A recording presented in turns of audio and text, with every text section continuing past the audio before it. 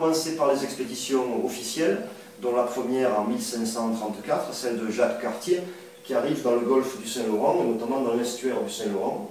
Ensuite, on évoquera les expéditions qui ont lieu en Floride, au Brésil aussi.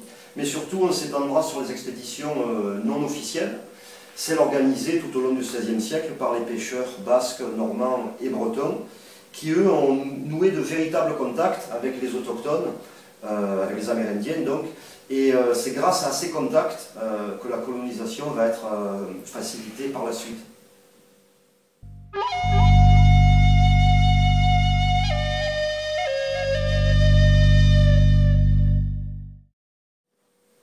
Alors en 1763, c'est la fin de la guerre qu'on appelle donc la guerre de conquête, qui voit la défaite des Français, et par le traité de Paris, qui lègue tous les territoires occupés par les Français, les territoires qui se trouvent dans cette région-là, aux Anglais. Donc là, le rapport entre les colons anglais et les Amérindiens va être complètement différent de celui des colons français, puisque là, il n'est plus question de respecter la culture, d'être sur un pied d'égalité, tout ça. Là, c'est vraiment du colonialisme. Donc ce qui se passe, c'est qu'avec le départ des militaires français, il y a le chef Pontiac, qui est de la tribu des Outaouais, qui déclenche une guerre contre les Anglais. Le but de cette guerre, c'est de chasser les Anglais pour que les Français puissent revenir. Alors c'était utopique à l'époque, mais c'est le motif de sa guerre. Donc ça a réuni des dizaines de milliers d'Indiens.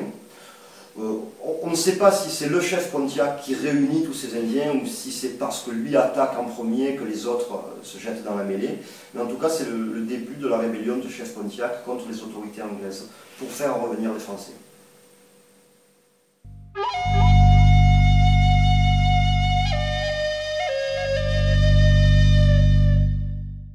Donc, en ce qui concerne le système judiciaire par rapport aux Indiens, c'est assez compliqué, puisque donc, aux États-Unis, il y a un système judiciaire par État, avec des particularités selon les États, et il y a aussi un système judiciaire fédéral, c'est-à-dire de base, où c'est carrément de la sentence automatique, pas de conditionnel, c'est le système de base. Donc.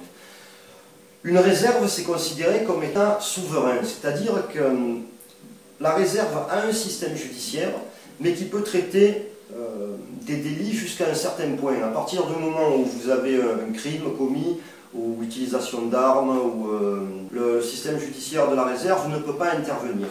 Donc on pourrait se dire que ça va tomber dans les mains du système judiciaire de l'État, dans lequel se trouve la réserve. Mais en fait non. Quand ça ne peut pas être traité par le conseil tribal, donc par le système judiciaire de la réserve, ça passe directement au niveau fédéral. C'est-à-dire que le résultat, c'est que la population la plus faible, la plus pauvre, est traitée par le système judiciaire le plus répressif et le plus dur.